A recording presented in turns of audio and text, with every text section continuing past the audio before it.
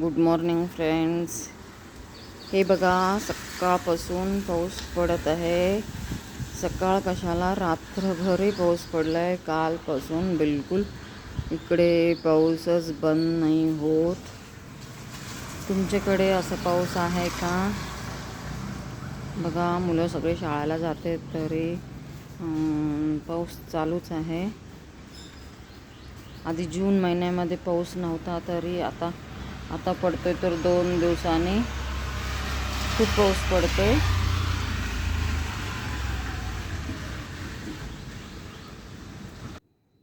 हे बघा, घरामध्ये पूर्ण असं अंधार पडतो.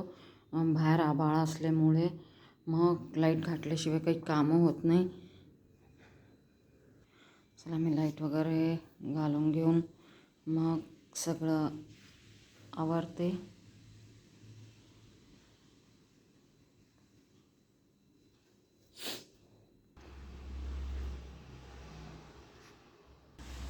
हे पावसाळ्यात ना कपड्याचा एक खूप प्रॉब्लेम असतो. कुठं तिथं कपडे पडलेले असतात. हे बघा, हे मुलांचे रेनकोट आहेत.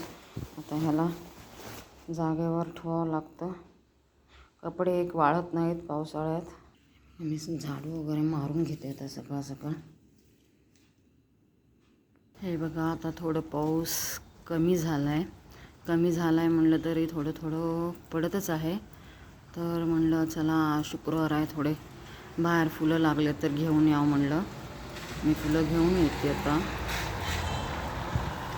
बघा, इकडे मस्त फुलं लागलेले आहेत. गुलाबाचं फूल मी आता पूजेला तोडून ठेवते.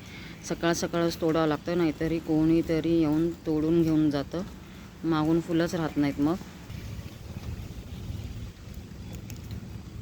मस्त मी फुलं वगैरे तोडून आणले. तिकडं मुलं अभ्यास वगैरे करत बसले, तर मग मी आता काहीतरी नाश्त्याचं करून घेते. मग त्यांना नाश्ता करून देते, मग आंघोळ करते मी. हे बघा, हे मस्त इडली डोसाचं बॅटर आहे. रोज ब्रेकफास्टला काय करावं म्हणून चिंताच असते, तर म्हणून मी असं बॅटर बनवून ठेवते. मग आपण काही बनवून देऊ शकतो मुलांना, इडली, डोसा, आप्पे वगैरे. मग मी ह्याची आता आज इडलीच बनवणार आहे. हे बघा, बाहेर खूप पाऊस पडत आहे, तर मग म्हणून मी आज भाजी असं ब्लँकेटवरूनच मागवलेलं आहे. हे बघा, पटकन 5 मिनटात भाजी येते. भाजी काय अशी जास्ती कॉस्टली पण नाही आहे. आपले रेग्युलर रेटमध्येच आहे भाजी. बाहेर पाऊस पडत आहे म्हणून आज मी मागवून घेतला होता. चला, भेटू पुढच्या व्हिडिओमध्ये.